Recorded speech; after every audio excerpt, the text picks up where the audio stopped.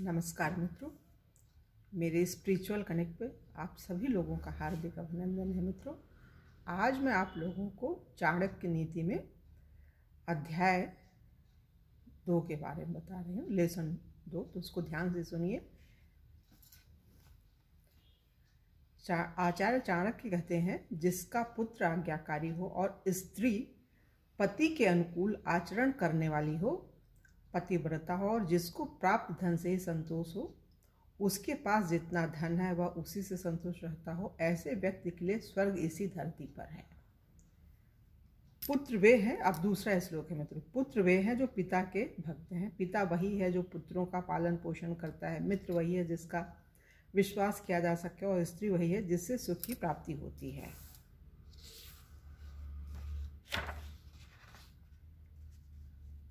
जो पीठ पीछे कार्य को बिगाड़े और सम्मुख सामने मीठी मीठी बातें बनाए, ऐसे मित्र को मुख पर दूध लगे हुए परंतु भीतर विष भरे हुए घड़े के समान त्याग देना चाहिए। धूर्त व्यक्ति से सदैव ही सावधान रहना चाहिए। कुमित्र खोटे मित्र पर कदापि विश्वास न करे और सुमित्र पर भी विश्वास न करे। ये बड़ी विशेष बात है मित्रों, इसको ध्यान में रखना है, क्योंकि ऐसा न हो कि किसी समय क्रुद्ध रुष्ट मित्र सब कुछ बातें रहस्यों भेदों को प्रकट कर दे। कुमित्र पर तो विश्वास करना ही नहीं चाहिए। आचार्य जी बोल रहे हैं, कुमित्र पर तो विश्वास करना ही नहीं चाहिए, सुमित्र पर भी विश्वास न करें, क्योंकि यदि कभी वह रुष्ट हो गया तो सारे रहस्यों का भंडाफोड़ कर देगा।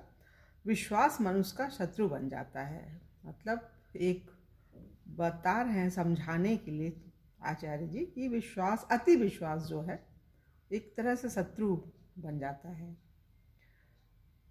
मन के द्वारा सोचे हुए कार्य को वचन से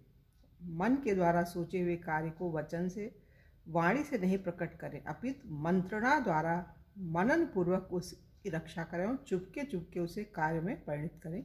ये विशेष चीज़ें हैं मित्रों। ये जो दूसरा अध्याय है अद्भुत है, इसे हमें पढ़ लेना चाहिए, एक बार सुन लेना चाहिए।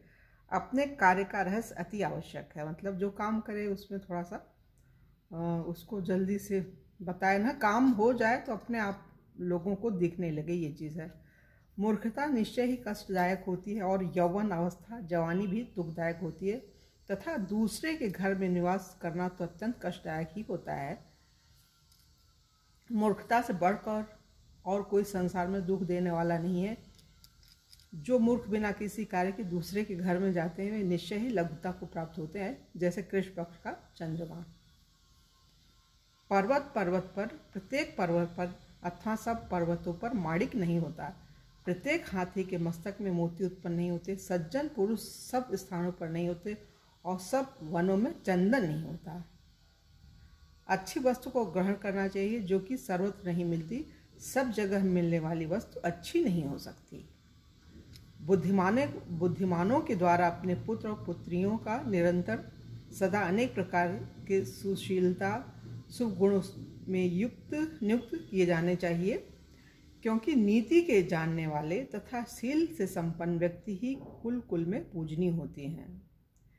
बुद्धिमान पिता को चाहिए कि अपने पुत्र और पुत्रियों को अनेक प्रकार के शुभ गुणों की शिक्षा दे, क्योंकि नीतिज्ञ और शीलवान व्यक्तियों की ही कुल में पूजा होती है।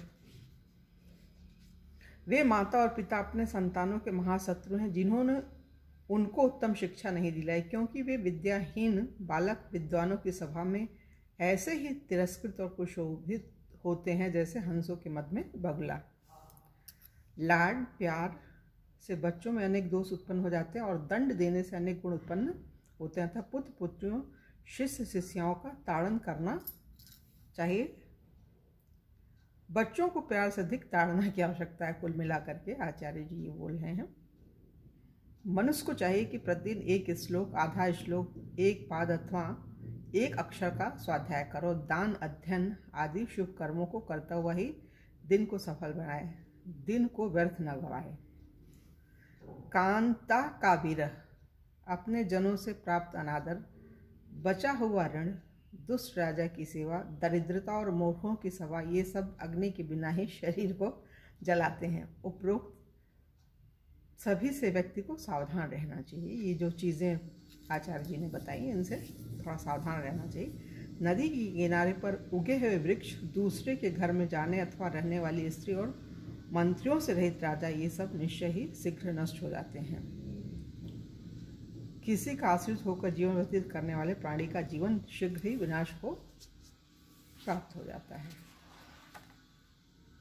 दुष्ट पुरुषों का बल हिंसा होता है, राजाओं का बल दंड विधान है, स्त्रियों का बल सेवा है और गुणीजनों का बल क्षमा है। गुणीजनों का बल क्षमा है, ये विशेष ध्यान रखने की चीज़ है। दुर्बलों का बल राजा होता है, बालकों का बल रोना है, मूर्खों का बल मौन रहना है और चोरों का बल झूठ बोलना है। वैश्य निर्धन मनुष्य को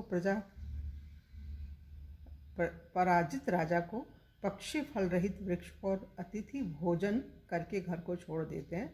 सुसंपन्न व्यक्ति ही जीवन में सफलता प्राप्त करते हैं। ब्राह्मण दक्षिणा लेकर यजमान को, शिष्य विद्या प्राप्ति के पश्चात गुरु को और पशु जले हुए वन को त्याग देते हैं। अपने ध्येय की पूर्ति के पश्चात वहां उपस्थिति मूर्खता कहलाती है। मनुष्य को चाहिए कि दुराचारी, कुदृष्टि वाले, बुरे स्थान में रहने वाले और दुर्जन मनुष्य के साथ मित्रता न करे, क्योंकि इनके साथ मित्रता करने वाला मनुष्य शीघ्र नष्ट हो जाता है। दुर्जन और चापलूस, इनका विश्वास कभी नहीं करना चाहिए, क्योंकि इनकी जिह्वा के अग्रभाग पर तो मधु होता है परंतु हृदय में हलाहल विष भरा होता है। प्रेम बराबर वालों में अच्छा लगता है, ऐसा प्रेम बराबर वालों में अच्छा लगता है। सेवा नौकरी राजाओं की उत्तम होती है। व्यवसाय में वाणिज्य सर्वोत्तम है और उत्तम गुण वाली स्त्री घर में सुशोभित होती है। प्रेम प्रीत खान पान बराबर वालों से ही शोभायमान रहता है।